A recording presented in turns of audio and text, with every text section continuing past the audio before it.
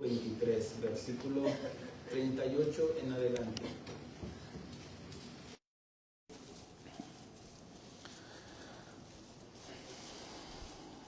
Hoy culminamos estas 3 enseñanzas de José y la redención en Jesucristo. Recuerda de que hemos estado estudiando el libro de Génesis, y en el libro de Génesis, yo al estar estudiando y al encontrar la vida de José en los paralelos que nos habla de la vida del Señor Jesucristo, bueno, encontré esto que yo me maravillaba y dije, no, esto se tiene que compartir los domingos. Así de que, ¿estamos ahí? Dice en el Evangelio de Lucas capítulo 23, versículo 38. Ya estamos hablando ya de la crucifixión, donde está el Señor crucificado, y dice, había también, versículo 38, sobre él un título escrito con letras griegas, latinas y hebreas. Este es el Rey de los Judíos. Y uno de los malhechores que estaban colgados le injuriaba diciendo, si tú eres Cristo, sálvate a ti mismo y a nosotros. Respondiendo el otro, le reprendió, diciendo, ¿ni aún temes tú a Dios estando en la misma condenación? Nosotros, a la verdad, justamente padecemos porque recibimos lo que merecían nuestros hechos, mas ningún mal hizo. Y dijo a Jesús, acuérdate de mí cuando vengas en tu reino. Entonces Jesús le dijo, de cierto te digo, que hoy estarás conmigo en el paraíso.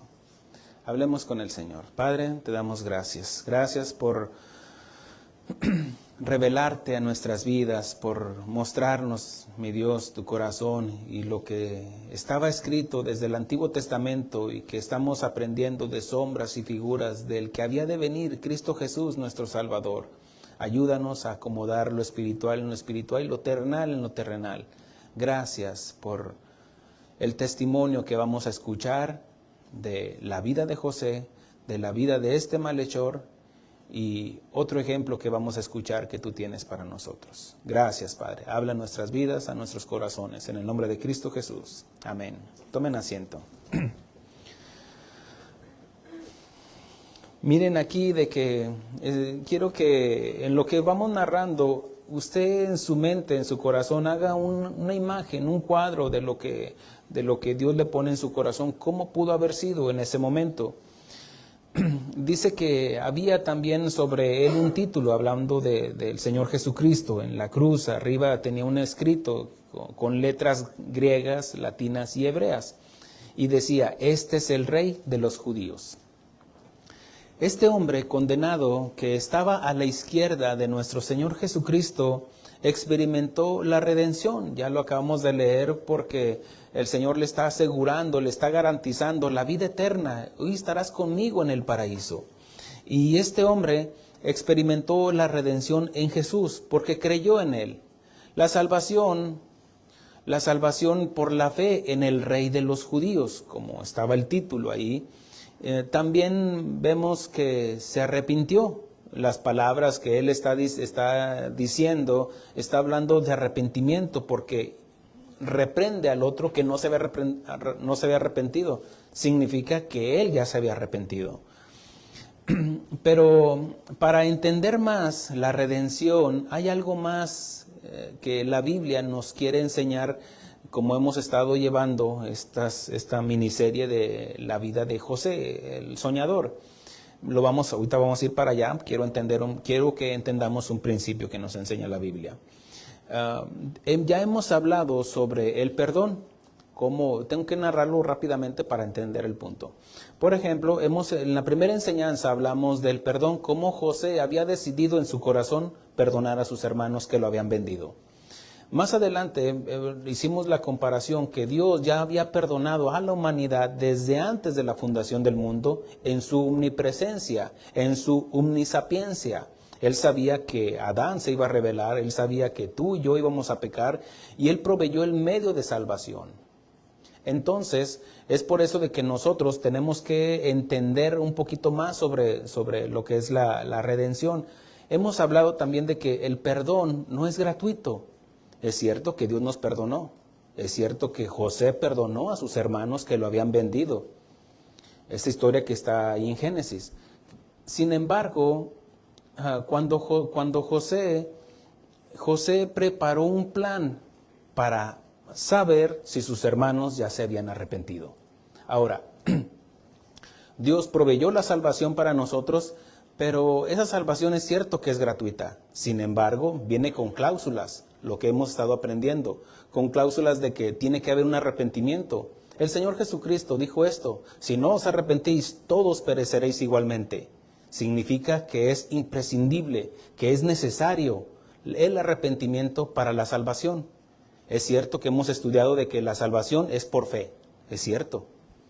Con creer, es cierto. Este hombre simplemente creyó. Él no se puso a hacer obras, él no puso a dar el diezmo, él no se pudo celebrar fiestas que eran para los judíos, no, él simplemente creyó. Y la Biblia es clara en eso. Ahora, quiero que nosotros entendamos más sobre lo que es la salvación. Recuerde que el entregar la vida a Jesús es una cosa, donde yo digo, yo decido vivir mi vida para Jesús. Sí, pero no todos son salvos. Quiero que entienda eso. Tal vez aquí habrá alguna persona que diga, yo ya le entregué mi vida al Señor. Sí, pero no vemos un arrepentimiento, porque sigues haciendo lo mismo. Ve cómo ya las palabras no concuerdan con nuestros hechos. Estoy especulando. Ahora, el hecho de que usted esté aquí, eso habla de que hay un cambio en su vida. Ahora, lo tengo que hablar generalmente. Hemos hablado sobre el arrepentimiento, que es lo contrario a un remordimiento. Hoy en el infierno, hoy mismo a esta hora, la gente que está en el infierno tienen remordimiento. Y no solamente un remordimiento, sino un arrepentimiento también por no haber aceptado al Señor Jesucristo. Estoy hablando de la dispensación de la gracia para acá. Ahora, ¿qué significa esto? De que una persona puede tener un remordimiento por algo que hizo, por algo que ofendió, a alguien que golpeó, a alguien que le robó, se siente mal, pero ese remordimiento simplemente es ahí, en un entendimiento al alma nada más. El arrepentimiento va más allá. El arrepentimiento va de que hay un dolor por el dolor que he causado por lo que hice, tal vez a una persona, tal vez a muchas personas. Un dolor que dice, es que he fallado. El salmista David menciona esto: contra ti sola, contra ti he pecado. Hablando David, que dice que todos nuestros pecados primeramente son delante de Dios, hermanos. Entonces, había un arrepentimiento en David, pero también de que el arrepentimiento tiene que venir con un cambio de conducta. Y es lo que hemos estado hablando la semana pasada, de que no es solamente un arrepentimiento, sino que tiene que haber una conversión. ¿Qué significa la conversión? La conversión es de que si yo voy viviendo mi vida como los demás, un día creo, me predicaron el evangelio, yo creo y sentí bonito y me arrepiento. Sí, pero si tu vida no ha dado un giro de 180 grados para regresar a la casa del Padre, para dar evidencias de un arrepentimiento, simplemente es un remordimiento. Te sientes mal por lo que hiciste, pero sigues haciendo lo mismo. ¿Entiende eso? Es algo general. Ahora, recuerde que en la vida de lo que hemos estado estudiando en estas dos enseñanzas, y si alguien no ha escuchado las enseñanzas, pues yo le recomiendo, son dos enseñanzas para que pueda entender más ampliamente lo que es la redención. ¿Se acuerdan cuando los hermanos de José llegaron, porque había hambre, el padre los envió para buscar alimento que solamente había en Egipto, porque ya se estaban cumpliendo los 7 años de sequía en Egipto? Entonces, vemos cómo cuando son acusados de que son espías, Rubén, el mayor, empieza a justificarse por lo que hicimos a nuestro hermano José. Él empieza no solamente a justificarse, sino a responsabilizar a los demás. Y es lo que todo ser humano hacemos cuando nos confrontan con nuestro pecado. No, yo estoy bien, tú estás mal, ellos necesitan cambiar, necesitan corregir, porque no vemos nuestra condición. Ahora, hoy vamos a ver qué es lo que se necesita para hacer un cambio. De que tenemos que soltar lo que... La semana pasada también hablamos de que tenemos que soltar lo que amamos. Muchos aman tanto su vida que están llenos de vanidad. El amarnos a nosotros mismos habla de vanidad. Yo quiero esto. ¿Por qué? Porque a mí me gusta, porque quiero ser esto, porque soy la más bonita, soy la más alta, soy el más fuerte, soy el que tiene más dinero. Y eso nos puede llenar de vanidad.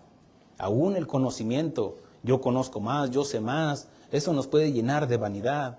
Entonces, la semana pasada estábamos entendiendo de que necesitamos soltar lo que amamos. Puede ser nuestros hijos, puede ser nuestro trabajo. No estoy diciendo que ya no trabaje. Lo que estoy diciendo es que debe de acomodar esas cosas que usted ama en el lugar donde deben de ir en su corazón. Porque el que debe de gobernar su corazón, el que debe de estar en primer lugar, en el pináculo de su vida, es Dios. Por eso está el primer mandamiento: amarás a Dios sobre todas las cosas. Entonces, ese es el primer mandamiento. Pero si ponemos más a nuestros hijos, a la esposa, al esposo, a los padres, dijo el Señor Jesucristo, dijo: todo aquel que ama padre, madre, hijos, más que a mí, no es digno de mí. ¿Por qué? Porque estás poniendo a Dios en segundo lugar. Y así Dios nos ha mostrado que es un Dios celoso, pero no un celo así caprichoso, no, sino porque nos ama, nos quiere para Él. Él no quiere tus migajas. Él quiere que le entreguemos, que le amemos con todo nuestro ser, con todo nuestro corazón. Porque en el corazón es donde está el asentamiento de todo nuestro ser, nuestro pensamiento. Porque el pensamiento surge del corazón. Y tal es el pensamiento del hombre, tal es él. Si tal vez para ti, tu trabajo, ahí está todo el tiempo estás pensando en el trabajo, es lo que está en tu corazón. Si son tus hijos, ay, mis hijos, es lo que está en tu corazón.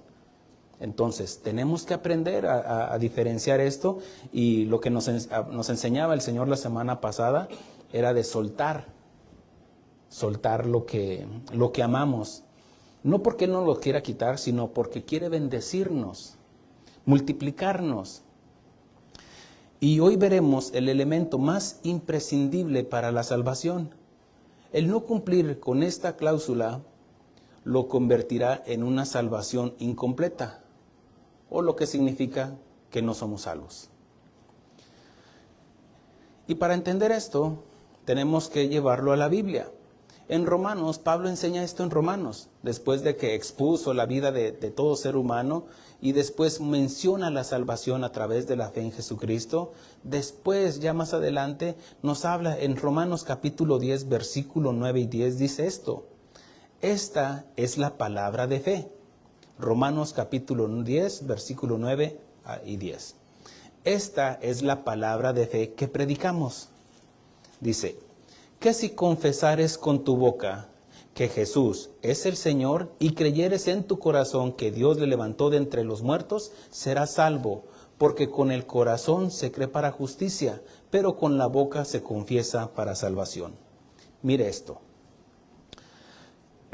que si confesares con tu boca que Jesús es el Señor. Muchos podrán decirlo con su boca, ¿es cierto? Puede haber predicadores, pastores, que no son nacidos de nuevo, pero lo dijo con su boca, predicó, cantó, o testificó. Sí, vamos a decir, esa es una parte, decirlo con nuestra boca. Pero ¿qué si nuestras palabras no concuerdan con nuestra vida? ¿Ha visto esos videos donde están traduciendo, o donde está viendo una película que está traducida, o una entrevista que está siendo traducida, y se están abriendo los labios y no concuerdan las palabras que tú estás escuchando con el movimiento de sus labios? Así es, cuando muchos pueden decir que Jesús es el Señor, pero su vida no refleja a Cristo, entonces sería un hipócrita el decir: sí, yo creo en Jesús. Bueno, la Biblia dice que también los demonios creen, y los demonios no son salvos. ¿Entiende? Ahora, el confesar con nuestra boca es una parte, pero si confesamos con nuestra boca y que nuestros hechos nos respaldan, habla de que en verdad estamos confesando con nuestra boca. Dice que si confesares con tu boca que Jesús es el Señor y creyeres en tu corazón. A ver, pastor, explíqueme eso. ¿Que no debemos de creer con la mente? Por supuesto. Pero ¿de dónde surgen los pensamientos? del corazón. Porque en el corazón no estoy hablando del órgano en sí que está bombeando la sangre, sino el asentamiento del ser humano, nuestro verdadero yo, que si lo creemos ahí, no de mente nada más, porque de mente hay mucha gente que puede estar, inclusive maestros, teólogos, que están enseñando en universidades, porque lo entienden teóricamente, tienen sus conceptos, pero no creen en Jesús. Pueden enseñar en hebreo, en griego, o pastores que puedan estar enseñando, pero no creen en la resurrección de Jesús. ¿Por qué digo esto? Mire que Pablo enseña en 1 Corintios capítulo 15, dice que si creemos que que Dios resucitó de entre los muertos, entonces somos salvos. Dice, entonces, ¿cómo hay algunos entre vosotros, y lo dice la iglesia, que no creen en la resurrección? Y ahora dice Pablo, a ver, explíqueme eso. Recuerde que para ser cristianos se necesitan 3 pensamientos.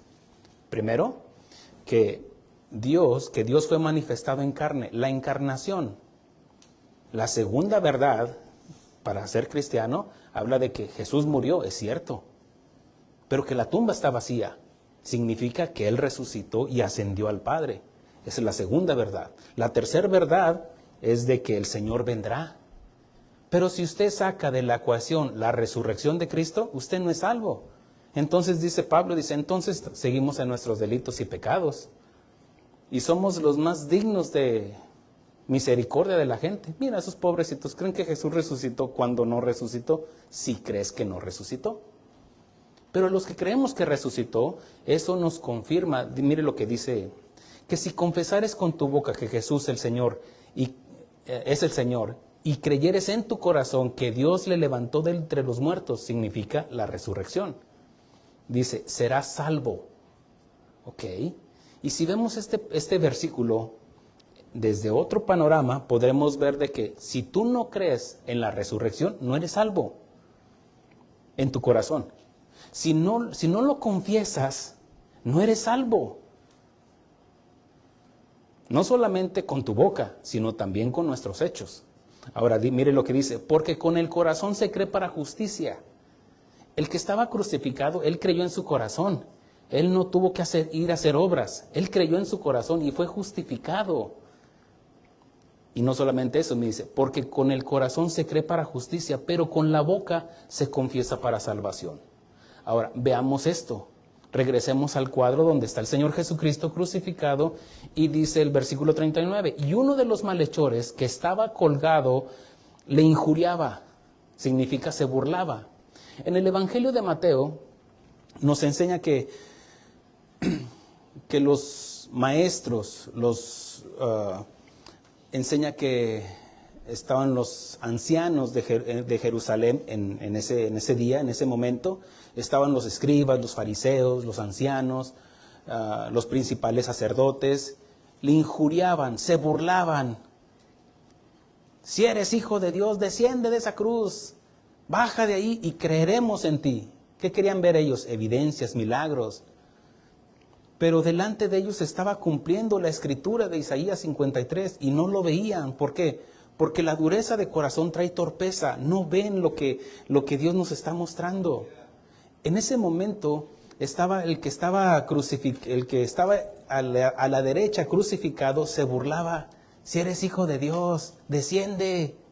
Pero dice Mateo que también el que estaba a la izquierda se burlaba. Los dos se burlaban. Pero empezó a ver algo en el corazón que estaba a la izquierda. Yo creo que se burlaba. Ay, eres el hijo de Dios. Mira cómo estás. Mira cómo estás. Mira cómo estás. Y lo empezó a ver ya con otros ojos diferentes. Ah, caray. Y él recordaba tal vez Isaías 53, el Salmos 23, el Salmos 22, o el Salmo 51. En verdad este es el hijo de él. Algo está empezando a pasar en el corazón de este hombre. Porque mire, dice, y uno de los malhechores que estaba colgado le injuriaba diciendo, si tú eres el Cristo, sálvate a ti mismo y a nosotros. Respondiendo el otro, vea el cuadro, está el Señor Jesucristo, sufriendo, padeciendo, porque dice la Escritura que Él fue experimentado en quebranto y en dolor. A los demás, a los otros no los azotaron como azotaron a Jesús. Dice que hermosura no le veremos. Olvídate de esos cuadros, de esos crucifijos, de esas pinturas donde tienen a Jesús ahí con unas gotitas de sangre. Hermosura no le veremos. Entonces el que estaba a la derecha se burlaba. El que estaba a la izquierda voltea a ver a su compañero malhechor y le dice, respondiendo el otro, le respondió, diciendo, ¿ni aún temes tú a Dios? O sea, si quieres vivir ¿no te duele lo que hiciste? ¿Robaste? ¿Asesinaste? ¿Engañaste a tu esposo? ¿Maltrataste a tus hijos? ¿Abandonaste a tus hijos? ¿No te duele eso? ¿No te duele el pecado que has cometido delante de Dios? ¿No tienes temor de Dios? ¿Pusiste más tu trabajo, más tu negocio, más a tus hijos que a Dios? ¿No tienes temor de Dios? ¿Entienden cómo lo estoy parafraseando? Para hablar a nuestra vida, para sentirnos ese condenado también, porque Él tomó nuestro lugar, Jesús tomó nuestro lugar. El que debería de estar ahí en esa cruz eras tú y era yo. Pero dice, ¿no temes tú a Dios estando en la misma condenación? ¿Qué dijo el Señor Jesucristo? Si no os arrepentís, todos pereceréis igualmente. Todos estamos bajo la condenación de Dios. ¿Por qué? Porque alma que pecare, ésta morirá. ¿Qué no se entiende de eso? Todos todos nacemos para morir. Nadie nació para resucitar, a excepción del Señor Jesucristo. Pero aún así Él murió. Todos nacimos para morir. Entonces, estando en la misma condenación, dice que el que cree en el Hijo tiene vida eterna, mas el que rehúsa creer y en el corazón creer en Jesús, no verá la vida, sino la ira que está sobre él. ¿Qué es la ira? La ira de Dios. ¿Tú crees que Dios está jugando a ser Dios contigo? Pues Satanás no está jugando a ser Satanás, si tú quieres estar jugando a ser cristiano. No, la ira de Dios está sobre nosotros. A diferencia de nosotros, que hemos creído en el Señor Jesucristo, hemos escuchado esas palabras, así como le dijo al que estaba condenado a la izquierda, hoy mismo estarás conmigo. Entonces, mire lo que sigue diciendo, nosotros a la verdad justamente padecemos. ¿Qué está haciendo este hombre? Está reconociendo su culpa, está confesando su culpa. ¿Entiende eso? Ok, estamos aquí porque hemos reconocido que le hemos fallado a Dios, ¿cierto? Porque hemos violado sus mandamientos, sus principios, sus decretos. No matarás, no robarás, no adulterarás, no dirás falso testimonio. Todos los hemos violado, todos, de una manera u otra, todos hemos pecado. No hay justo ni aun uno, dice Pablo. Entonces, vemos cómo sigue diciendo, dice, nosotros a la verdad justamente, es lo justo. La ley demanda justicia. Si el alma pecó, que muera irreversiblemente. Y está constituido de parte de Dios que muera el hombre solamente una vez y después el juicio. No hay purgatorio. Si encuentras el purgatorio en la Biblia, por favor, preséntamelo. Evitaría yo estar aquí. Le pago ahí algo. Hermano, paga ahí algo, pon unas misas y ya. Me sacan de ese lugar de tormento. Pero no. Nosotros a la verdad justamente padecemos porque recibimos lo que merecieron nuestros hechos. Está reconociendo su pecado, sus acciones, cómo robaban, porque dice que eran malhechores. Dice, mas ningún mal hizo. Él es justo. Él está crucificado. También le duelen los clavos en sus manos, en sus pies. Pero voltea a ver a Jesús. No hizo nada mal. No cometió pecado.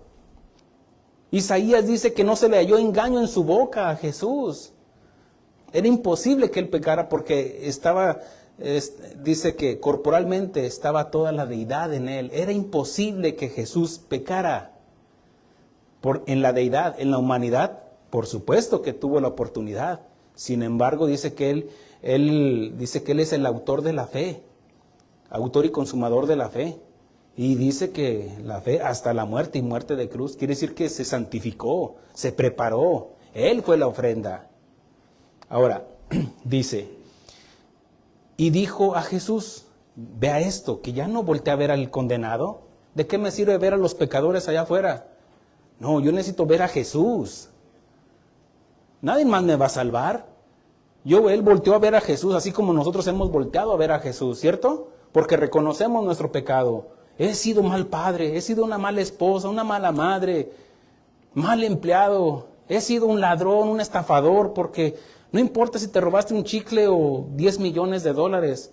Robo es robo, mentira es mentira, y la paga del pecado es muerte. Ahora, dice, y dijo a Jesús, acuérdate de mí cuando vengas en tu reino. Ellos iban a morir irremisiblemente. Quiere decir que como estaba constituido por la ley de Dios, quiere decir de que ellos iban a ir al Seol. Sus almas iban a ir al Seol. Inclusive la de Jesús, su alma. Ahora, ¿qué es lo que pasa aquí? Dice, pero tú vas a regresar, nosotros no. Le está diciendo, tú vas a resucitar. ¿Y qué dijo Pablo? Que si confesares con tu boca que Dios le levantó de entre los muertos, serás salvo. Este hombre no solamente le está diciendo, tú eres la resurrección. También le está diciendo, tú eres el rey. Porque ¿habría un reino sin rey o habría un rey sin reino? Por eso dice, cuando vengas en tu reino, ¿qué decía el letrero? El rey de los judíos. Él lo leyó y todos lo estaban leyendo, pero no todos lo creían. Pero este hombre sí lo creyó en su corazón. Él es el rey de los judíos, Él es el Mesías, Él es el yo soy. Él es el que le habló a Moisés, Él es el que llamó a Noé. Él es el que escogió a David. Entonces él entendió y dijo, acuérdate de mí cuando vengas en tu reino. Ahora, quiero para hacer una transición de esto que estamos viendo, vamos a la vida de José. ¿Amén? Ok. Quédese con ese cuadro, pero entienda de que ya voy a hablar de algo diferente sin cambiar el tema. Vamos a Génesis, capítulo 44. Para hacer un recordatorio de esto, en el capítulo 43 estamos viendo cómo los hijos de Jacob, ellos habían estado contentos porque José les había hecho les había invitado a un banquete porque quería probarlo. ¿Se acuerda la primera prueba que les hizo? Para ver si ellos confesaban su pecado, lo que habían hecho. Pero vemos cómo ellos disputaban ahí entre otro, cuando fue el primer viaje a Egipto, pero que después dice que les retiene a Simeón para que vayan y traigan a Benjamín.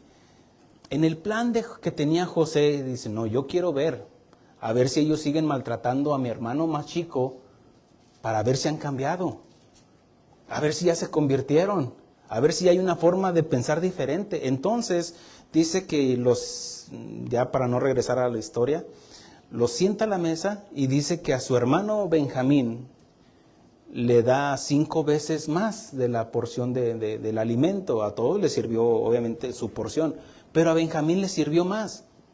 Y la intención que tenía José era de probarlos, para ver si aún mantenían la envidia. ¿Por qué es que vendieron a José? Por envidia. Y la conversión quiere decir que habla de un cambio de pensamiento, pero el cambio de pensamiento también tiene que venir acompañado de un cambio de actitud, de que ya no estoy haciendo lo mismo, de que ya entendí y corregí. Ellos habían entendido que habían pecado, que habían cometido un mal para con su hermano José. Entonces, él los pone ahí a la mesa y los observa, a ver qué van a hacer con Benjamín, el más pequeño. Y dice que se alegraron porque Benjamín halló gracia ante los ojos de José. Entonces, aquí es donde continuamos ya. Versículo 44, versículo 1 en adelante. Mandó José al mayordomo de su casa diciendo, llena de alimento los costales, de estos varones, cuanto puedan llevar, y pon el dinero de cada uno en la boca de su costal. Y pondrás mi copa de plata en la boca del costal del menor. Fue específico y le dijo del menor, de Benjamín, su hermano de sangre. Dice, con el dinero de su trigo. Y él hizo como dijo José. Venida la mañana, los hombres fueron despedidos con sus asnos. Habiendo ellos salido de la ciudad, de la que aún no se había alejado, dijo José a su mayordomo, levántate y sigue a esos hombres, y cuando los alcances, diles, ¿por qué habéis vuelto mal por bien? ¿Por qué habéis robado la copa de plata? ¿No es esta en la que bebe mi señor y por la que suele adivinar? Habéis hecho mal en lo que hiciste. Versículo 6. Cuando él los alcanzó, les dijo estas palabras, y ellos les respondieron, ¿por qué dice nuestro señor tales cosas? Nunca tal hagan tus siervos. He aquí el dinero que hallamos en la boca de nuestros costales, te lo volvimos a traer desde la tierra de Canaán. ¿Cómo pues habríamos de hurtar de casa de tu señor plata ni oro? Ellos no estaban acostumbrados, ellos no tenían necesidad de robar, porque ya entendimos de que ellos eran muy ricos. Pero también entendíamos la semana pasada de que el problema del hombre no todo el tiempo es el dinero. El problema que tenían ellos era la envidia que tenían con José. Así como muchos, tal vez el problema no es el dinero, o tal vez el grande problema es el dinero, la avaricia y la codicia. Hay tantas cosas que nos pueden desviar de los caminos del Señor. Entonces, dice versículo 9, dice, aquel de tus siervos en quien fuere hallada la copa que muera, y aún nosotros seremos siervos de mi Señor. Miren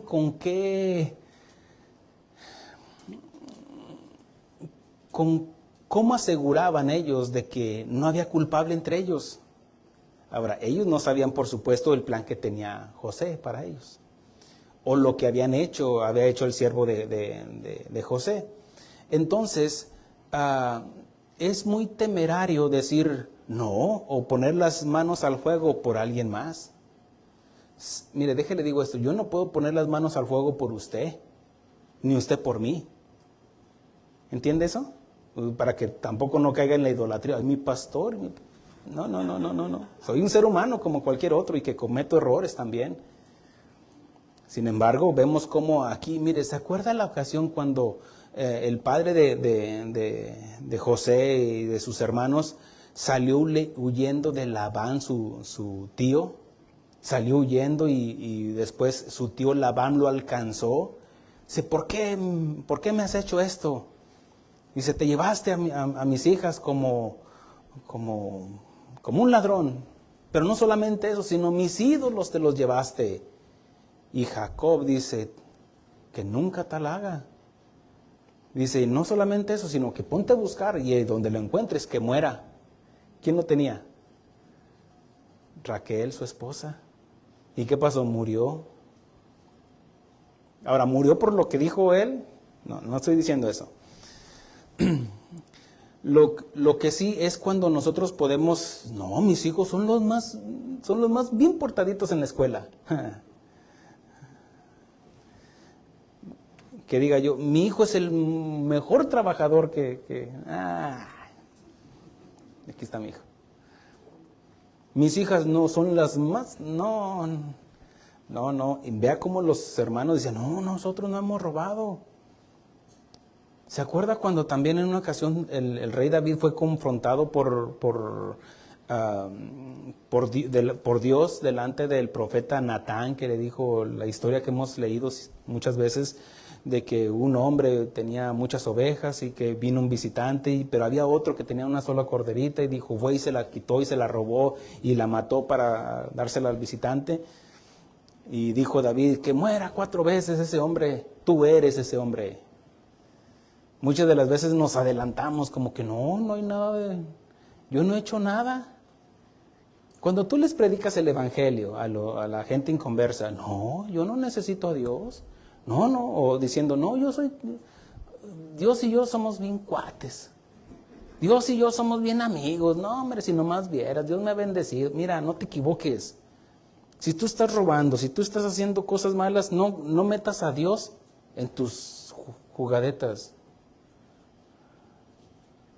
¿Te imaginas la amante ahí? No, Dios me bendice, tengo un amante y tengo esto. No metas a Dios en eso. O cualquier pecado.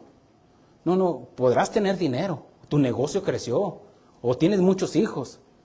Sí, pero de la forma incorrecta. Y no lo llames a eso bendición. Esas son circunstancias. O inclusive pueden hacer daños colaterales. Por ejemplo, si tú estás robando en la compañía, estás robando, ahí, quiero más, precioso. Ahí la avaricia y la codicia, y tienes más, tu negocio ha crecido. Sí, pero ¿a base de qué? ¿Estás pisoteando a tu trabajador? ¿Estás aumentándole ahí en tus notas? ¿Estás robando? No metas a Dios en tus juegos, porque eso no se llama bendición. Y simplemente estás acumulando para el día que vas a entregarle cuentas a Dios. Robo es robo, hermanos.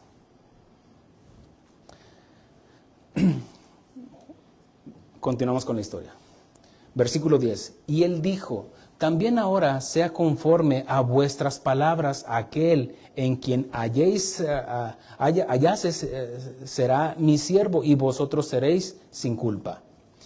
Ellos entonces se dieron prisa y derribando cada uno su costal en tierra, abría cada cual el costal suyo y buscó desde el mayor comenzó y acabó en el menor, y la copa fue hallada en el costal de Benjamín. Quiere decir, primero el mayor. Muchas veces en la Biblia nos enseña que del mayor al menor, porque el mayor se pudo parar orgulloso. Yo no le he enseñado esto, mire, aquí no hay nada, en el otro no hay nada, en el otro no hay nada. Y llegó hasta el Benjamín, el más pequeño, y que van encontrando la copa.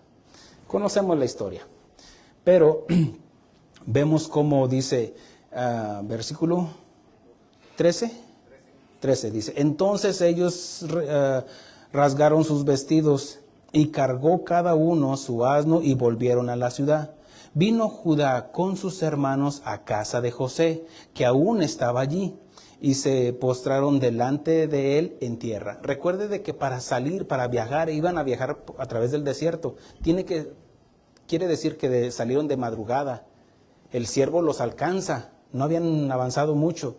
Y José todavía, él ya sabía lo que iba a hacer, pero todavía no iba a su trabajo. Entonces él estaba ahí como esperando, y llega ahí. Pero si nota algo, el primogénito era Rubén.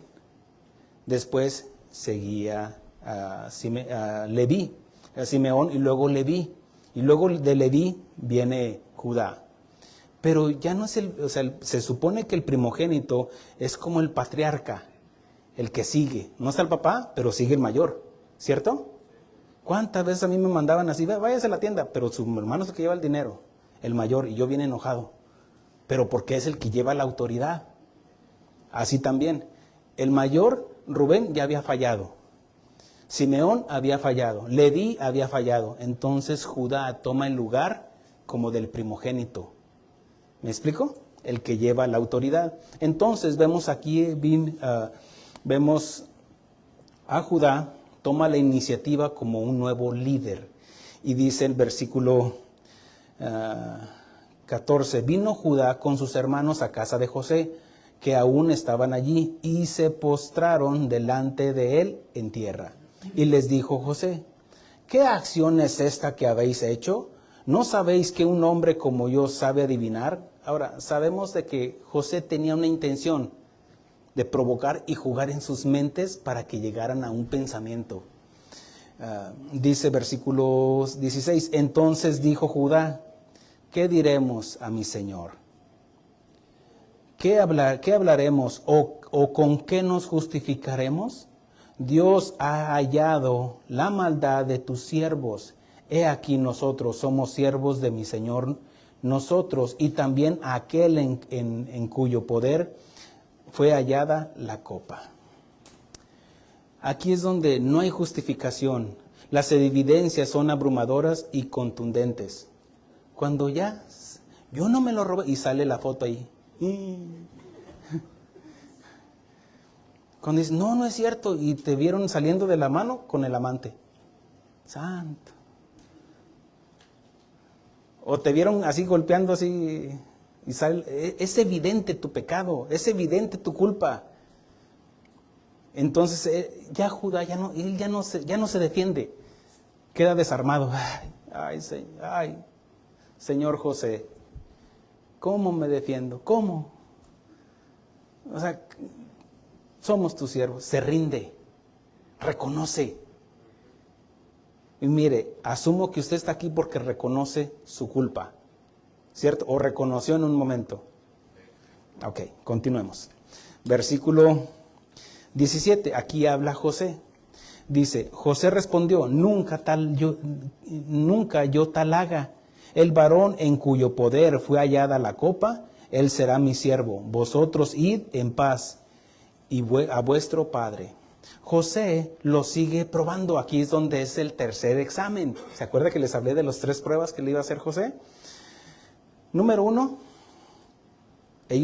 José ya vio en el corazón de ellos que estaba cambiando, que ya no era el mismo, porque lo que habían hecho con él, ¿se acuerda que lo echaron en una cisterna y lo abandonaron ahí? Y que él les decía, sálvame, soy tu hermano. Y que ellos dicen que nosotros oíamos su clamor y no les importó. Y después lo vendieron, quiere decir que lo abandonaron. Pero vemos cómo en la estrategia de José, dice, déjenme aquí a Simeón en el primer viaje. Si regresan, quiere decir que les importa también su hermano. ¿Entienden? Entonces vemos cómo el corazón de los hermanos de José ya había sido transformado, ya había sido evidenciado, y ellos estaban dando una respuesta favorable a lo que José pretendía. No solamente eso, número 2, se resisten a abandonar a su hermano menor, a pesar de que las pruebas a pesar de que las pruebas lo condenaban. Ellos mismos dijeron, en donde encuentren esa copa, que muera ese joven, que muera uno de nuestros hermanos. Sin embargo, vemos cómo ellos pudieron haber dicho, ok, ahí está, sorry Benjamín, lo siento por ti, vámonos, y lo abandonan y se van ellos. No, ve cómo ahora, no, yo voy con el culpable. ¿Se acuerdan que Judá está tomando una figura de Cristo? De que Él vino por los pecadores, Él vino por los enfermos, Él no vino por los santos, los que se crean justos, como los fariseos, los escribas. Mira dónde anda el Señor Jesucristo. Anda con los publicanos, con las rameras, ahí conviviendo con ellos. Y dijo el Señor, los que no están enfermos no tienen necesidad de médico, ellos sí necesitan. Tú te sientes limpio, tú crees que ves. Pero Él vino a darle vista a los ciegos. ¿Se acuerda? Ahora, número 3. Y están dispuestos a quedarse con Él. Ve cómo la acción de regresar y ellos dicen, no, nosotros también agárranos también como siervos, porque siento empatía con mi hermano. Y no solamente eso, sino que me he visto de su pecado, me he visto de su culpa. Y fue lo que hizo el Señor Jesucristo con nosotros. Dice la Escritura en Filipenses, dice que seamos como Cristo, que siendo la misma semejanza de Dios, no escatimó en ser igual a Dios, sino que se despojó de sí mismo y tomó forma humana, forma de hombre, y llevó nuestro pecado. Y Judá lo que está diciendo, yo me he visto del pecado de mi hermano Benjamín, es lo que hizo Cristo por nosotros. Ahora, no solamente eso, sino que está diciendo, yo pago la culpa también por él. Mire lo que sigue diciendo. Entonces Judá se acercó a él y dijo: ay, Señor mío, te ruego que permitas que hable tu siervo una palabra en oídos de mi Señor, y no se encienda tu enojo contra tu siervo, pues tú eres como Faraón.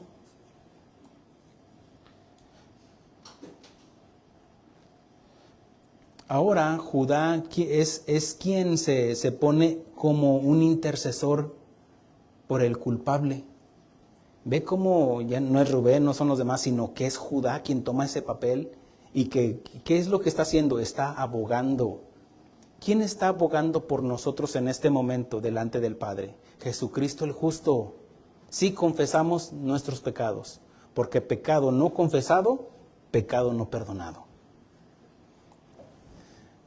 Versículo 19 dice: mi Señor preguntó a sus siervos diciendo: ¿tienes padre o hermano? Versículo 20 dice: y nosotros respondimos a mi Señor: tenemos un padre anciano y un hermano joven, pequeño aún, que le nació en su vejez, y un hermano suyo murió, y él solo quedó de los hijos de su madre, y su padre lo ama. Y permítame, dice: y dijiste a tus siervos: tráemelo y pondré mis ojos sobre él. Y nosotros dijimos a mi Señor: el joven no puede dejar a su padre, porque si lo dejare, su padre morirá. Y dijiste a tus siervos: si vuestro hermano menor no desciende con vosotros, no veréis más mi rostro. Aconteció pues que cuando llegamos a mi padre, tu siervo, le contamos las palabras de mi Señor. Y dijo nuestro padre: volver a comprar un poco de alimento. Y nosotros respondimos: no podemos ir. Si nuestro hermano va con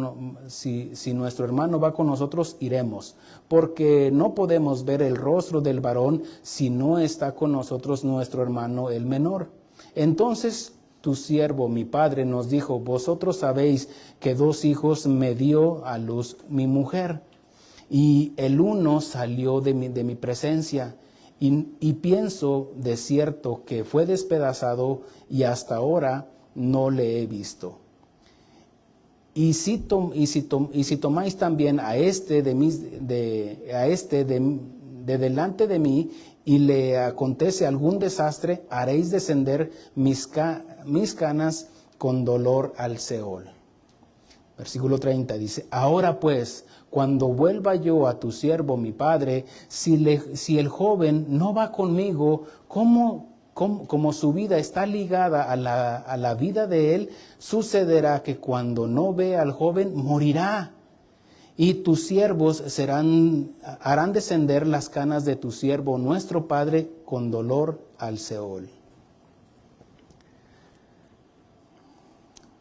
Vemos nosotros y José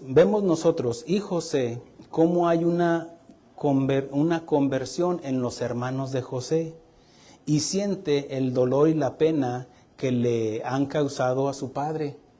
Ellos, vean esto, recuerden de que cuando llegaron y le mintieron a su padre de que José había muerto, a ellos no les importó su padre.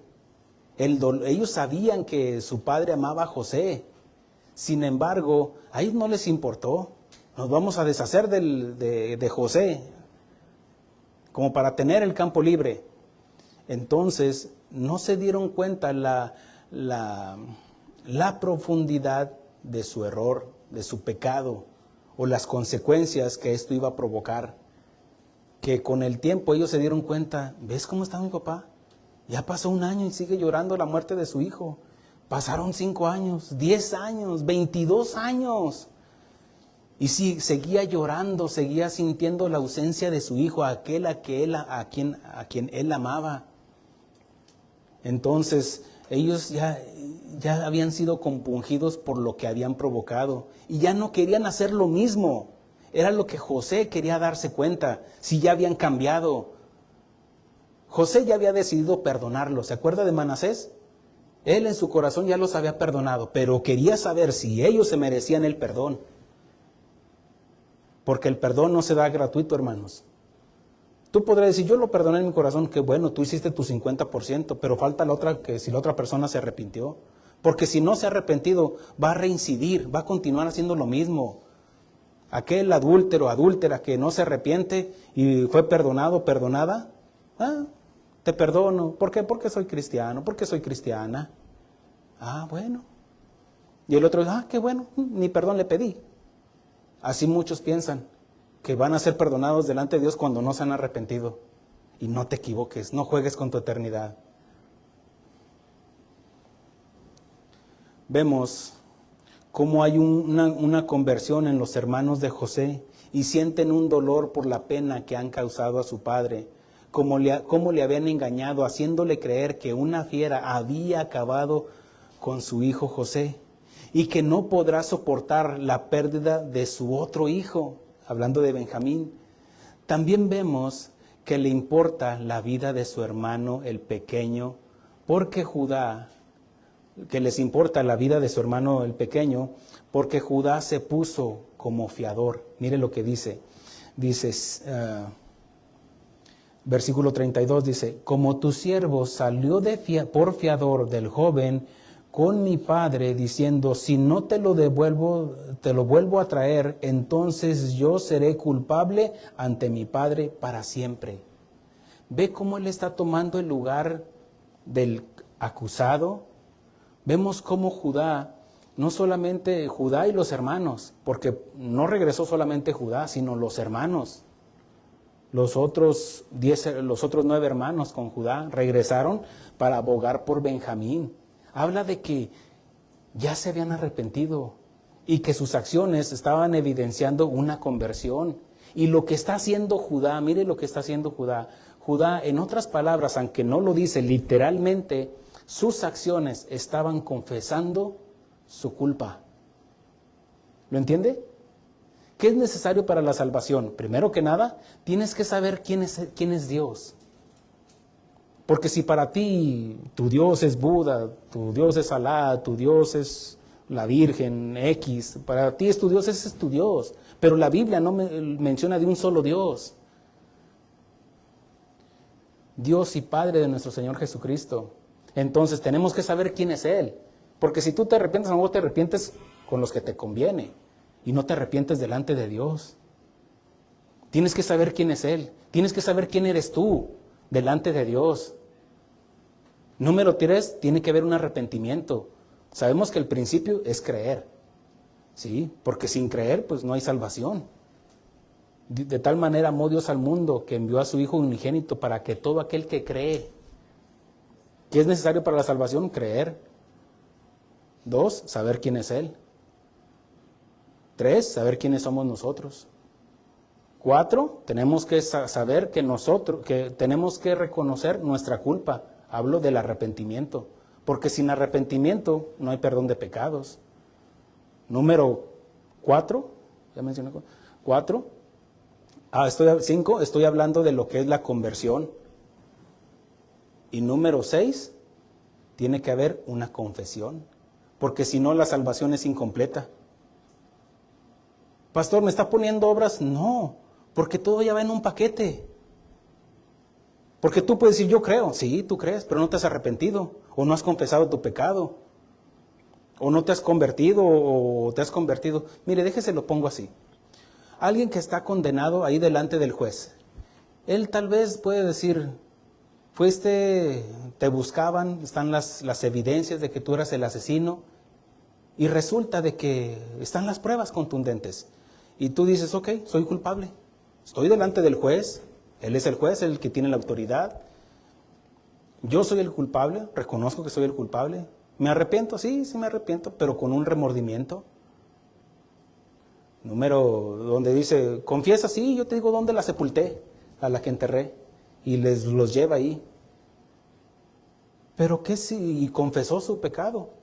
Confesó su culpa. Pero si no hay una conversión, él cuando salga va a hacer lo mismo. ¿Sí se ha dado cuenta de eso? De que muchos de los que lo sueltan vuelven a asesinar. O aquel que lo metieron por alcohólico, cuando sale y hasta se las tienen formaditas. Y luego, ¿cuántas son? ¿Cuántos? Un mes, las de un mes. Y vuelve a caer en lo mismo. ¿Por qué? Porque no se arrepintió, no reincidió en lo mismo. Su naturaleza no fue cambiada. Fue un cambio de pensamiento, pero no de corazón. Entonces, vemos cómo y aunque no están confesando los hermanos de José, ni Judá están confesando su pecado por lo que le hicieron a José, sus acciones y su actitud estaban evidenciando que se arrepienten y que quieren corregir sus pecados, sus hechos, sus delitos. Es como, por ejemplo, un esposo que sabe que la regó. Tal vez le dijo, ofendió a su esposa de una manera o algo que hizo. De tal manera que la mujer no está muy contenta. Y el esposo llega con un ramillete así de rosas, grandote, así debería ser el pecadote que cometió, ¿no? Llega y se lo entrega. Y la mujer lo ve y en ese momento, ay, ok. El esposo ni le dijo nada. Pero esa acción de llevarle las rosas le está diciendo, discúlpame, perdóname. ¿Lo entiende? ¿Sí lo entiende? Ok. Y ella, al recibir esas flores, al recibir esas rosas, le está diciendo, ya no lo vuelvas a hacer. Aunque no se lo diga. Porque son las acciones lo que revela. Le pongo un ejemplo bíblico. El Señor Jesucristo nos habla de una parábola de un padre que tenía 2 hijos. Y a uno le dijo, hijo, ve, trabaja a mi viña. Y él dijo, no voy. Ah, ok. Pero dice, pero arrepentido fue y trabajó a la viña. Le dijo, perdóname. No le dijo con su boca, sino que sus acciones estaban revelando que un arrepentimiento. ¿Cómo le está confesando? No solamente, no lo hizo con su boca, sino con sus acciones. ¿Lo entiende? Porque dice que el otro hijo le dijo, ve a trabajar a mi viña. Y dijo, sí, voy, papá. Sí, yes, sir. Pero no fue. Al contrario, se puso a jugar ahí.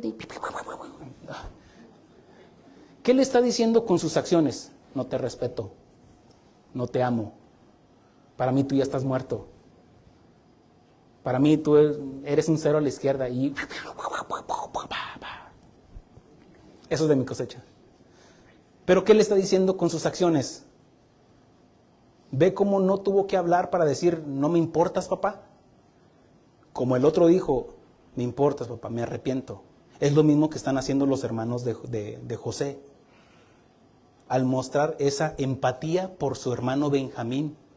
Y José en ese momento los ve a Judá, ve a Benjamín, ve a los otros. Mire lo que continúa diciendo. Versículo 33 y 34.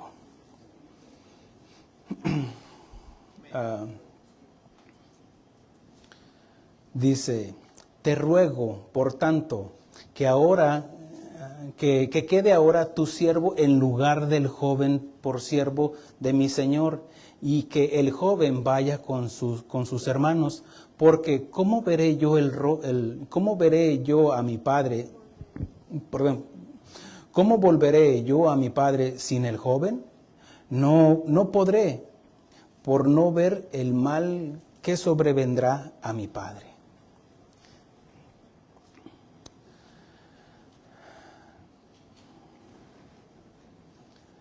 Aquí es donde los hermanos de José están pasando la tercera prueba, el tercer examen que José les está haciendo.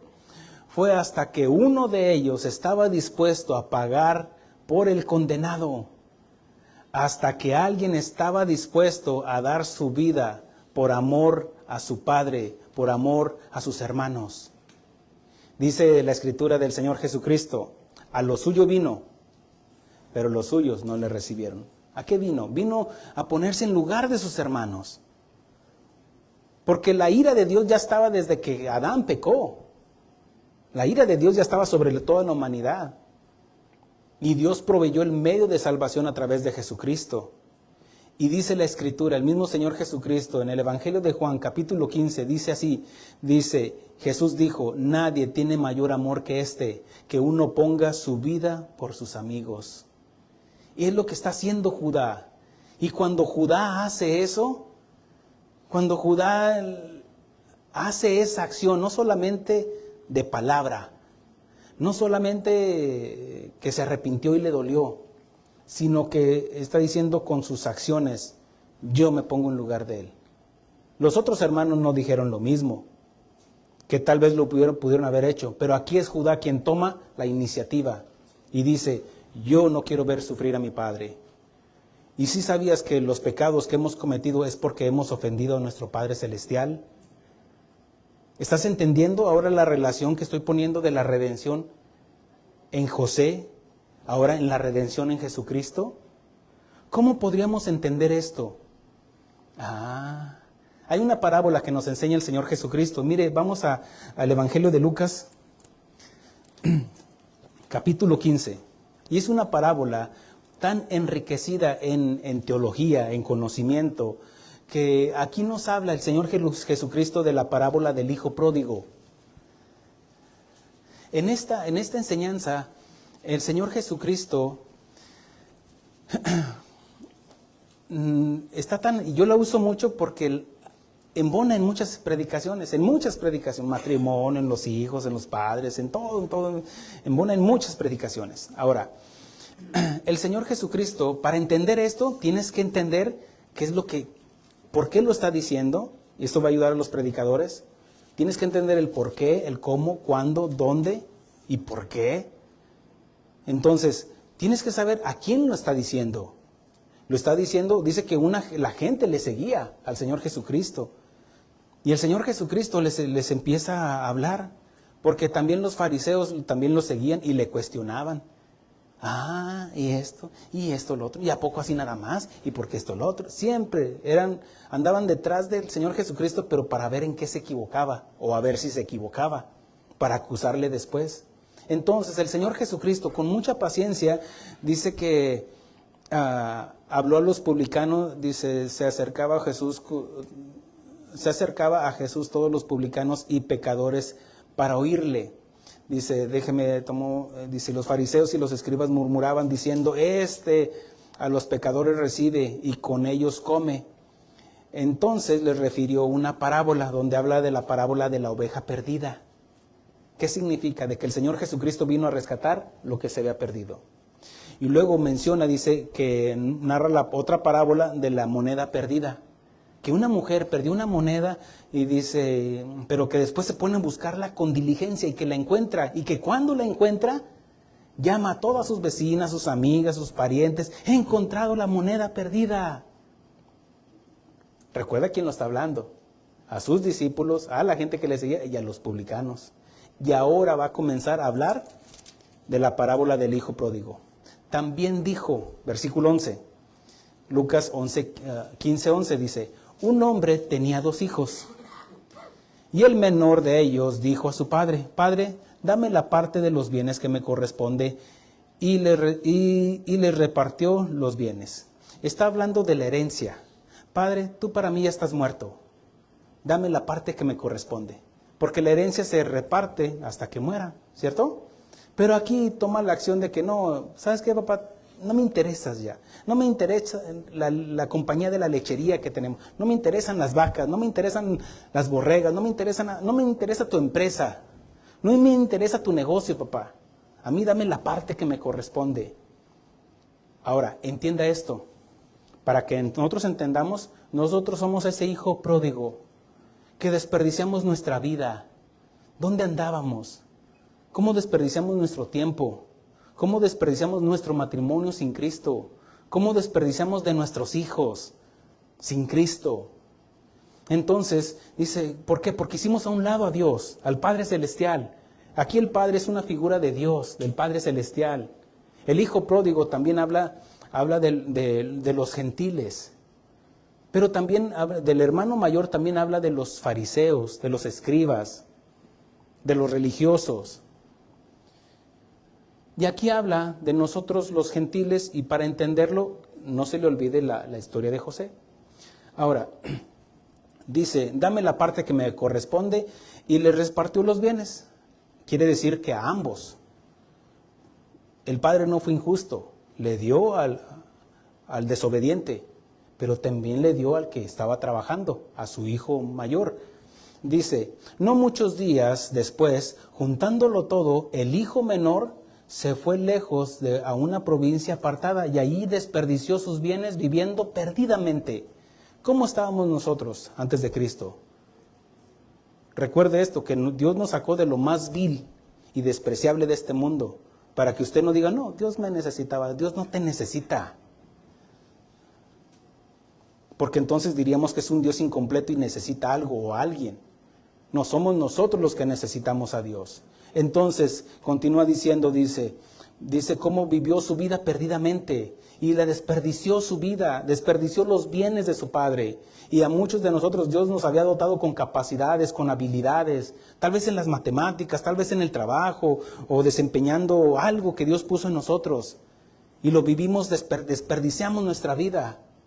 Y dice, sigue diciendo, y cuando todo lo hubo malgastado, ya cuando tu matrimonio está casi derrotado, ya cuando tus hijos se fueron en las drogas, tus hijas están en la prostitución, ya tu salud está acabada, ya tus finanzas te las acabaste, dice, y cuando todo lo hubo malgastado, vino una gran hambre en aquella provincia. Note que dice que en aquella provincia, no está diciendo en la casa del Padre. En la casa del Padre siempre había abundancia de pan. Hemos pasado crisis, hemos pasado una pandemia y usted puede dar testimonio de que no le ha faltado el pan de vida, ¿cierto? Mientras allá se están muriendo, unos están peleándose, unos aquí, que es demócrata, que esto, que el otro, aquí con nosotros ahí gobierna la paz del Señor. Ahora, mire esto, dice, y cuando todo lo hubo malgastado, vino una gran hambre en aquella provincia y comenzó a faltarle. Y fue y se arrimó a uno de los ciudadanos de aquella tierra, el cual le envió a su hacienda para apacentar cerdos. Los cerdos para los judíos habla de lo inmundo, de lo sucio, para ellos, para los judíos. Y lo que podemos entender de que nosotros nos metimos allá. ¿Dónde andábamos? Andábamos allá en los bailes, andamos allá malgastando nuestras vidas, dejándole un legado a nuestros hijos de podredumbre, del pecado, porque nos veían borrachos, porque nos veían... Mi hijo me llegó a ver borracho. Mis hijos nos llegaron a ver discutiendo en el matrimonio. Nuestros hijos fueron testigos de cómo estábamos malgastando nuestra vida. Hablo de mi esposa y la mía, porque vivíamos perdidamente. Dice, y deseaba llenar su vientre con las algarrobas que comían los cerdos, pero nadie le daba. Miren, ni los cerdos le daban a este hombre, a este joven. Muchos piensan que el mundo les va a ayudar.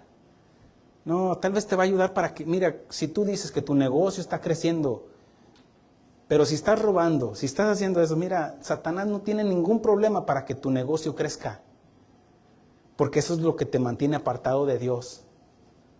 Pero cuando tú entregas tu vida al Señor, no solamente, mira, Dios dice, entrégame tu negocio, entrégame tu vida, entrégame tu tiempo, entrégame tus finanzas. No es porque te quiera dejar sin nada, sino al contrario, te va a enseñar cómo administrar, te va a enseñar cómo ser sabio, entrégale tu matrimonio, te va a enseñar cómo puedes ser un mejor esposo, ser una mejor esposa, cómo ser una mejor madre, un mejor padre. ¿Amén, hermanos? Dice... Y deseaba llenar su vientre con algarrobas, dice, y nadie le daba. Y volviendo en sí. ¿Qué pasó? Dios permitió algo en ese joven que se le abriera el panorama. Tal vez ahí casi a punto de firmar el divorcio, tal vez ahí en un hospital, tal vez ahí pidiendo prestado, tal vez ahí una circunstancia que Dios permitió para que te dieras cuenta. ¿Cómo estás desperdiciando tu vida? ¿Cómo menospreciaste a Dios? ¿Cómo este joven menospreció a su padre? Entonces dice, y deseaba llenarse el vientre con las algarrobas que comían los cerdos, pero nadie le daba. Y volviendo en sí, dijo: ¿cuántos jornaleros en la casa de mi padre tienen abundancia de pan y yo aquí perezco de hambre? Se dio cuenta de su condición. ¿Qué fue lo que hicieron los hermanos de José? Se dieron cuenta de su condición. Hemos engañado a nuestro padre. Llevamos a nuestro hermano, lo vendimos. Hicimos todo lo peor que pudimos haber hecho. Y había un remordimiento en ellos, así como en la vida de este joven. Había un remordimiento: he fallado. Y estamos aquí porque hemos reconocido que habíamos fallado. Amén. Ahora dice, y levantándose, y volviendo en sí, dijo: ¿cuántos jornaleros en la casa de mi padre tienen abundancia de pan y yo aquí que perezco de hambre? Me levantaré y me iré más lejos. No, dice: me levantaré e iré a mi padre y le diré. ¿Qué es lo que implica esto? Una conversión. ¿Qué es lo que hizo el que estaba crucificado a la izquierda? Una conversión. ¿Qué es lo que estaba haciendo y iba a hacer el hijo pródigo? Confesar su pecado. ¿Qué es lo que dijo el que estaba crucificado a la izquierda? A la verdad, nosotros estamos aquí por nuestras culpas, pero este no hizo nada malo. Hablando de Jesús. ¿Qué es lo que hicieron los hermanos del hijo pródigo? Los hermanos de José. Nosotros hemos pecado, hemos causado este mal a nuestro padre y no queremos volverle a causar este otro mal, porque morirá nuestro padre. Y José lo ve, lo entiende, ya entendieron mis hermanos. Y vemos como aquí dice: y levantándose iré a mi padre y le diré: Padre, he pecado contra el cielo y contra ti. Este joven se había dado cuenta: he pecado contra Dios. Y dice: y contra ti. Porque el pecado es primeramente delante de Dios y después es primero hacia arriba y después a los lados. Y levantándose, ve cómo no quedó en un pensamiento nada más, sino un cambio de actitud, un cambio que viene en la salvación, en el nacer de nuevo, de que no quedó en un pensamiento: un día voy a ir allá con mi papá, un día. No, él se levantó, su fe tuvo pies y manos, se levantó. Y muchos pueden estar: un día voy a ir a la iglesia, un día voy a entregarle mi vida al Señor, un día le voy a consagrar mis hijos al Señor, un día voy. Y nunca lo hicieron. Tal vez se arrepintieron, tal vez confesaron su pecado, pero no hubo una conversión. Y en el hijo pródigo dice: y levantándose vino a su padre. Y cuando aún estaba lejos, lo vio su padre. Huele a cerdo. Digo, aquí huele a... ¿Ve cómo nadie le avisó al padre? ¿Por qué? Porque el padre siempre ha estado esperándonos. Nos habló a través de circunstancias, permitió hambres. ¿Qué es lo que Dios permitió en Egipto? Iba a permitir una hambruna en todo el mundo para que los hermanos de José vinieran a José. ¿Qué es lo que Dios permitió en tu vida para que vinieras a Cristo? Entonces dice: y levantándose vino a su padre, y cuando aún estaba lejos, lo vio su padre. ¿Sabe por qué? Porque siempre nos ha estado esperando. ¿Sabe por qué Jesús quedó crucificado? ¿Por qué quedó así, con los brazos abiertos? Para abrazarnos, para recibirnos. Es una analogía, hermanos. ¿Y sabe por qué no quedó suspendido entre la tierra y el cielo? Porque Él es nuestro mediador, porque hay un solo mediador entre Dios y los hombres. Jesucristo, hombre. Judá era el que estaba intercediendo por su hermano. Judá es el que dispuso su vida para ponerla por su hermano Benjamín. Ahora, vemos aquí, dice: y levantándose vino su padre, y cuando aún estaba lejos, lo vio su padre, y fue movido a misericordia, y corrió y se echó sobre su cuello y le besó. Espéreme tantito, pastor. Aquí todavía no confesaba su pecado delante del Padre. No, pero sus acciones. ¿Cómo lo vería su padre, que el padre fue movido a misericordia? ¿Cómo vendría? Vea ese cuadro, hermano, llorando, así como venía apestoso de cerdo. Dice que había malgastado todo. ¿Cómo vendría con sus trapos de inmundicia, rotos tal vez? Sin guaraches, porque dice que le pusieron calzado, sin nada de joyas, nada de valor. Es lo que Satanás te va a quitar todo tu valor, todo lo que tú digas que vales, aunque te va a alzar, luego te lo va a quitar. entonces vemos cómo el Padre fue movido a misericordia. El Padre ya lo había perdonado desde antes. Sin embargo, mire que el Padre no fue a buscarlo. Él tenía los recursos para buscarlo, pero no fue a buscarlo. Dijo, ¿de qué serviría ir por él y que no entendiera a mi hijo?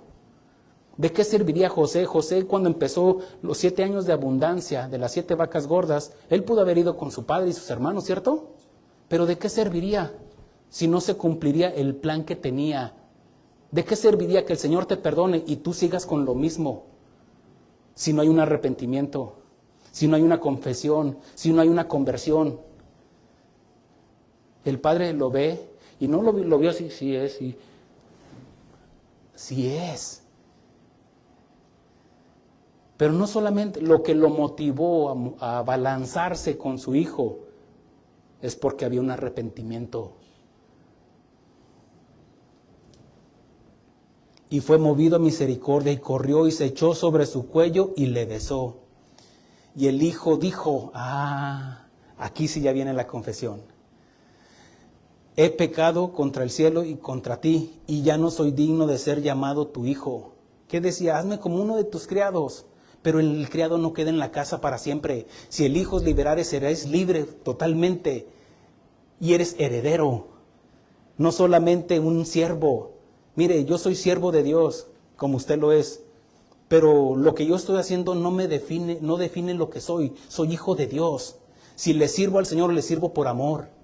El hijo pródigo, después de que entendió esto, ¿usted cree que siguió igual? La misma enseñanza me deja ver de que hubo un cambio en su vida, de que apreció al Padre. No solamente eso, sino que hubo un cambio de su vida tan radical que ahora dice, antes le serví a mi papá porque me daba dinero, por esto, por aquello, porque es mi padre, tengo que obedecerle, no por amor. Ahora le iba a servir por amor. ¿Por qué le sirvo al Señor? Por amor, no para que me bendiga, porque Él ya me bendijo con la vida eterna. ¿Lo entiende eso? ¿Por qué le servimos al Señor? ¿No es por lo que Él ya puso en nosotros, la vida eterna? Entonces dice, es como decir, hueles mal, vienes así, no me importa cómo vengas, hijo, yo te amo, yo te recibo. Es cierto que vienes tal vez con problemas de pornografía, tal vez vienes con problemas de ira, con adulterio, vienes con esto, yo te recibo y te amo. José, ¿qué fue lo que hizo? Lo recibió. Mire lo que sigue diciendo, pues el padre dijo a sus siervos, sacad el mejor vestido y vestirle, ponerle un anillo en su mano, calzado en sus pies. ¿Sabe por qué? Porque el anillo representaba la heredad. Con esto sellaban el heredero. ¿Sabe por qué le pusieron calzados? Porque eso lo distinguía de un siervo al hijo del dueño, del amo. Y no solamente eso, sino vestimentas nuevas. Dijo, sacar el mejor, no dijo, traigan unos trapos que ya apesta muy. No, el mejor vestido, y hemos sido revestidos en Cristo Jesús. ¿Qué nos quitó? Los trapos de inmundicia que cargábamos. Por eso es necesario nacer de nuevo. No solamente entregarle, yo le entrego mi vida al Señor. No, tienes que entregarle tu vida. El entregar tu vida es tu tiempo, tu entendimiento, tu corazón, que lo ames con todas tus fuerzas, con toda tu alma, con todo tu ser. Dice, y traer el becerro gordo y matarlo y comamos y hagamos fiesta, porque mi hijo muerto era y ha revivido, se había perdido y es hallado. Y comenzaron a regocijarse. Pastor, qué bonita historia. Todavía no termino, apenas en la introducción. Regresemos no me lo creyó, ¿verdad? No, regresemos a Génesis 44. Génesis 45. ¿Qué es lo que pasó? ¿Qué es lo que dejamos donde Judá se pone en lugar de su hermano? ¿Te preparas, hermano? Sigue diciendo, dice, y no podía, regresa el cuadro ese, tomen en cuenta la transición.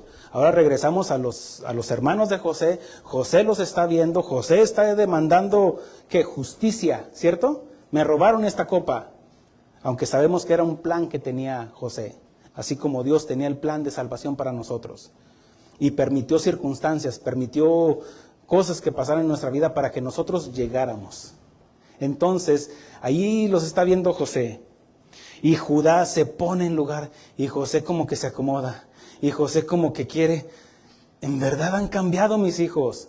Es como el padre del hijo pródigo. Es mi hijo, pero ya no es el mismo hijo. Porque muerto, se fue muerto. Pero ha revivido.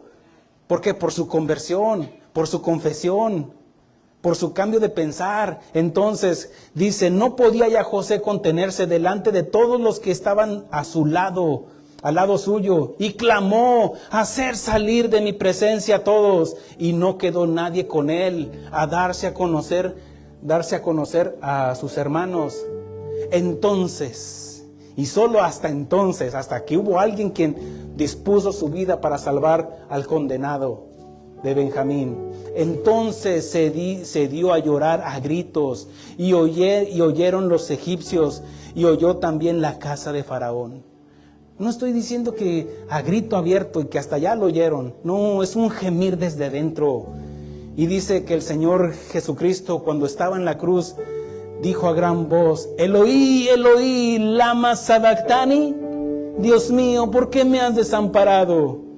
El Señor Jesucristo también dijo, Padre, perdónalos porque no saben lo que hacen. ¿Te das cuenta lo que hizo el Señor en tu vida? ¿Te das cuenta cómo nos enseña de las sombras y figuras del que había de venir en la vida de José? Y cómo él estuvo lleno del amor de Dios para perdonar a sus hermanos, para perdonar la traición, para perdonar a aquel que lo habían dado como muerto. ¿Te das cuenta lo que hizo el Señor por ti? ¿Te das cuenta lo que hizo el Padre Celestial al perdonar al hijo pródigo? ¿Te estás dando cuenta lo que hizo por ti? Para que menosprecies ahora tu vida, la nueva vida que Dios te ha dado, para que la malgastes. ¿O te estás dando cuenta lo que Jesús hizo por nosotros?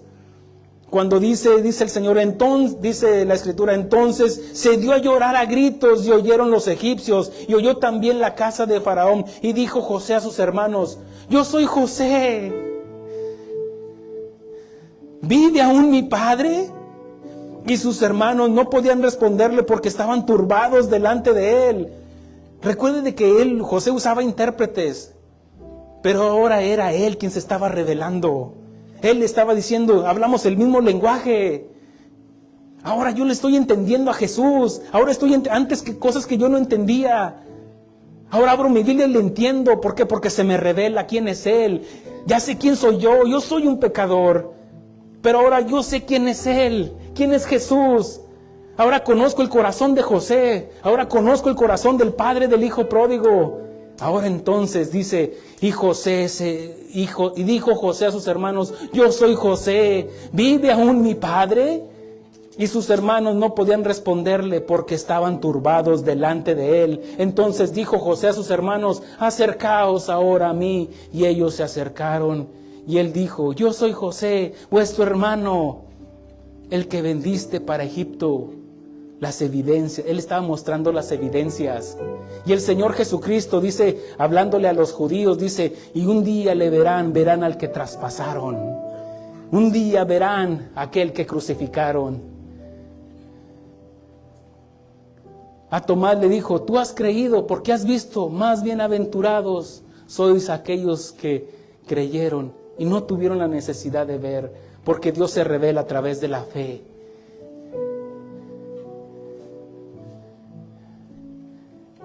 Ahora pues, no os entristezcáis, ni os pese de haberme vendido acá, porque para preservación de vida me envió Dios delante de vosotros.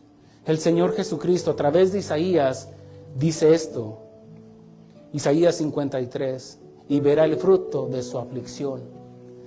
José estaba viendo el fruto de su aflicción, cómo fue menospreciado, lanzado a una cisterna, después rescatado para ser vendido, después llevado a la casa de Potifar, después cómo fue calumniado por la esposa de Potifar, después cómo fue llevado preso a la prisión, y después de todo esto, estando ahí todavía 2 años en la prisión, después vio el fruto de su aflicción.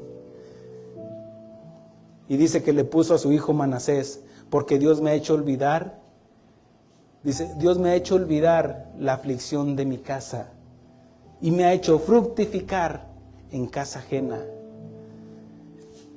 Ahora no os pese, ahora pues no os entristezcáis, ni os pese de haberme vendido acá, porque para preservación de vida me envió Dios delante de vosotros. Pues ya ha habido 2 años de hambre en medio de la tierra, y aún quedan 5 años en los cuales no habrá arada ni siega. Y Dios me envió delante de vosotros para preservaros posteridad sobre la tierra y para daros vida por medio de gran liberación. Ahora pues, no me enviaste acá vosotros, sino Dios, que me ha puesto por padre de Faraón y por señor de toda su casa y por gobernador de toda la tierra de Egipto. Daos prisa, id a mi padre y decirle, así dice tu hijo José, Dios me ha puesto por señor de todo Egipto. Ven a mí, no te detengas. Pablo enseña esto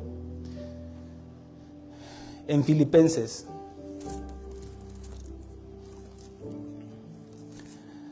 Dice que Jesús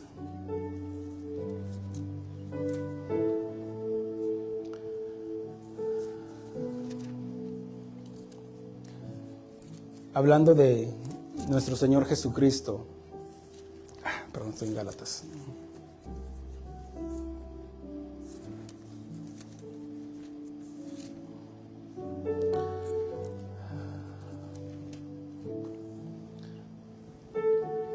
Dice que haya pues en vosotros este sentir que hubo también en Cristo Jesús, el cual siendo en forma de Dios no estimó el ser igual a Dios como a cosa que aferrarse, sino que se despojó de sí mismo, tomando forma de siervo, hecho semejante a los hombres, y estando en la condición de hombre, se humilló a sí mismo, haciéndose obediente hasta la muerte y muerte de cruz. Por lo cual Dios también le exaltó hasta lo sumo y le dio un nombre que está sobre todo nombre, para que en el nombre de Jesús se doble toda rodilla de lo que está en los cielos y en la tierra y debajo de la tierra, y toda lengua confiese.